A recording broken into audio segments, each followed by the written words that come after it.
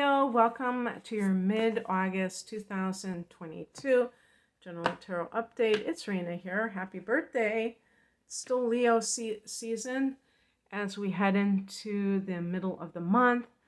There is a full moon in your opposite sign of Aquarius, so that may be in your 7th house of committed partnership, and those can bring up issues for that. If your relationship has been struggling, there may be something that it's like something has to give. We can't just keep going on this way. And you may feel that sense of pressure building inside of yourself. And it's a good thing to deal with things head on and not to just keep them under the rug. So let's see if any of these cards reflect that. The very first card I get, 10 of Cups, which is about marriage. And that's the marriage house. But it's a positive vibe, so that can be, I don't know, it's like, it can go either way, I guess. Injustice. That almost sounds like a divorce, to tell you the truth. Oh my goodness gracious.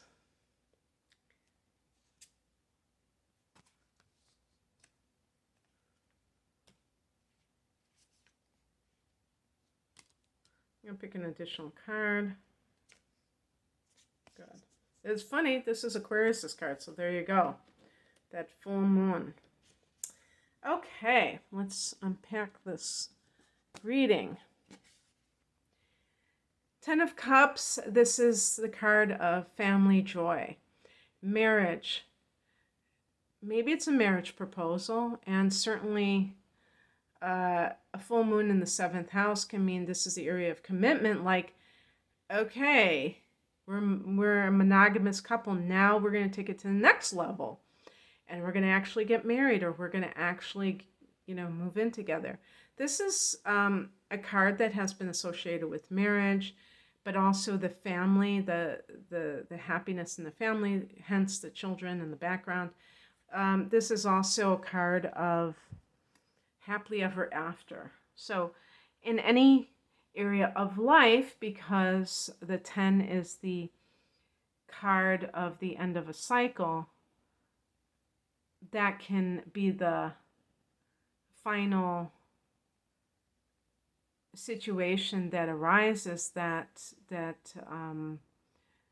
makes something permanent in your life.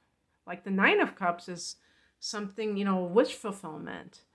But the 10 of Cups can be, okay, now that wish has become the person's reality. And now they are experiencing this all the time. But if this is like, I was joking about divorce, but even with divorce, because that might be like the end of that marriage, and that might be why the full moon is in that house for some people. But even that can be a positive thing, because if there's tension, if there's bad vibes between the two adults, obviously that's not going to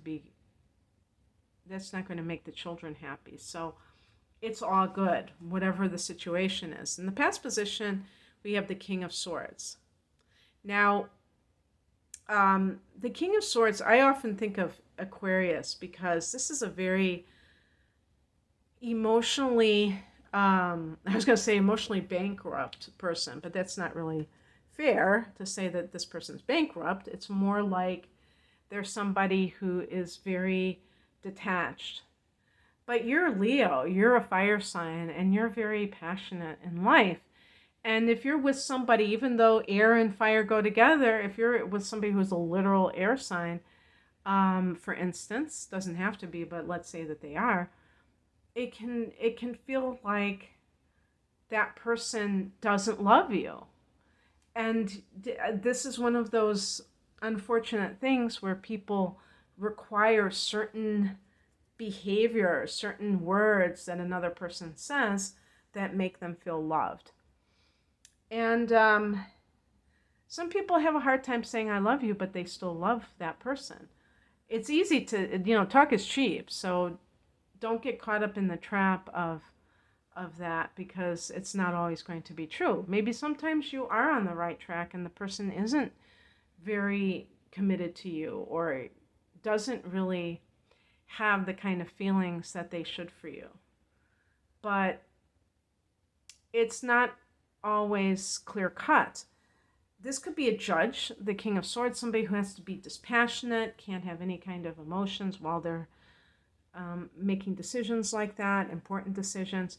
But if this has been somebody that you've been dealing with, you may feel like that you're not compatible with them emotionally. And maybe you didn't see that at first for some reason. The higher message is the Justice card. Also, the Justice card is connected to swords in the form of Libra.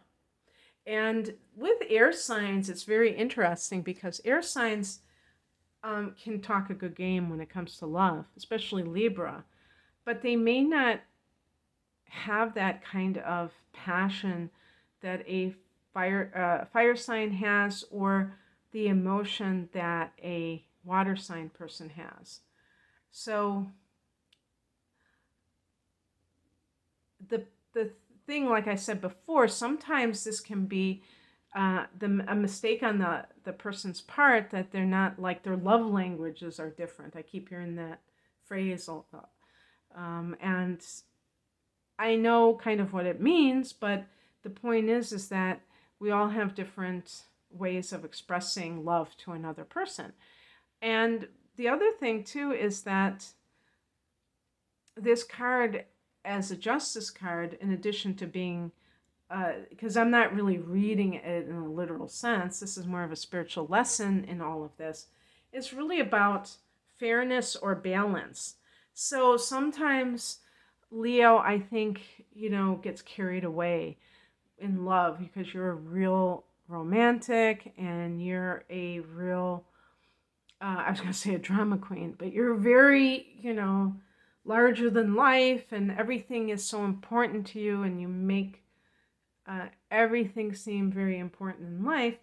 But that can be a little bit overwhelming to other people, and in addition to that, can blind you to what's really going on in your relationship, because it's almost like you're doing a lot of the heavy lifting, and you have to give and take in relationships, and maybe it wasn't fair to begin with, and you have to acknowledge that. What crosses you is the Ace of Swords, so that could indicate a bit of denial, because this is a card, when it's read in the upright position, is about mental clarity. That is, and I don't think it's just mental clarity. I think that that's the pineal gland that the light is coming out of, and it's really a source of wisdom. But a lot of times when people are in denial, it's not that they don't know what's going on, it's that they can't accept the truth. They just don't want to accept it, because then they have to acknowledge that maybe they had some responsibility in that situation. If somebody is, not as committed as you are, that's information that you're receiving. If it's something that, makes you feel uncomfortable, that's information too. But it's not something to run away from and to try to control, but to accept. And maybe that was part of what didn't work out, is that you tried too hard to make something work that wasn't really working. What's coming in is the Six of Swords, and this is about choosing peace over the negativity. And with the swords, sometimes it can be conflict here. And in this particular deck, they use black birds, which I think is a very effective way of doing so, especially since the swords can be thoughts. And that means that the person thinks things in a very, if the person is having pessimistic thoughts, or lack consciousness, they're going to have a hard time being hopeful. And I did pick an additional card, but I got as the outcome card the Five of Pentacles, which is that lack consciousness. And basically, how I feel about this is that Leo is a very powerful sign. I really believe this in terms of overall success and things like that. But one area that Leo people can find themselves vulnerable is in the area of relationships. And so that idea of that lack,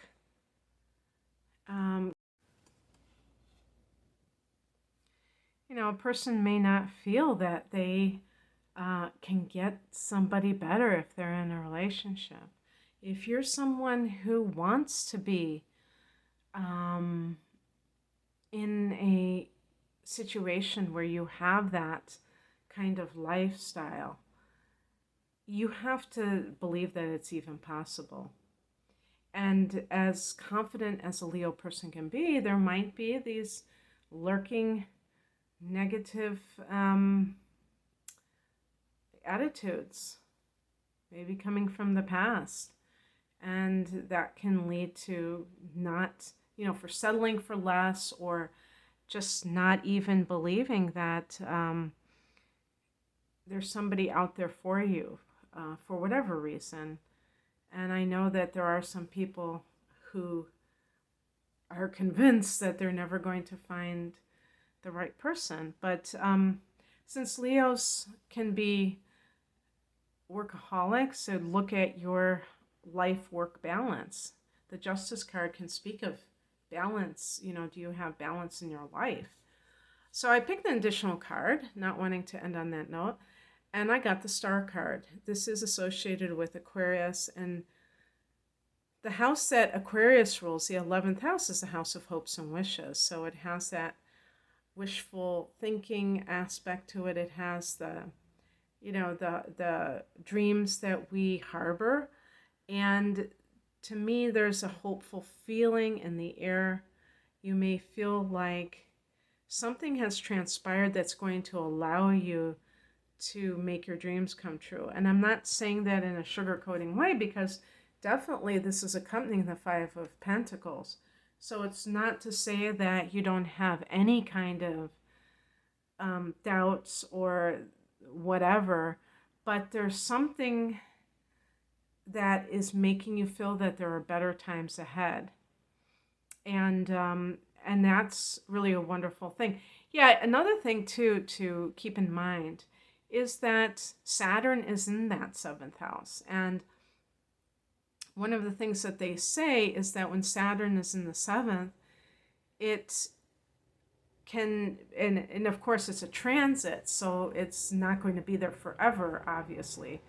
But when it's there, and if you're in a relationship, it can take a shaky relationship and release it because it's not viable, and Saturn is all about viability.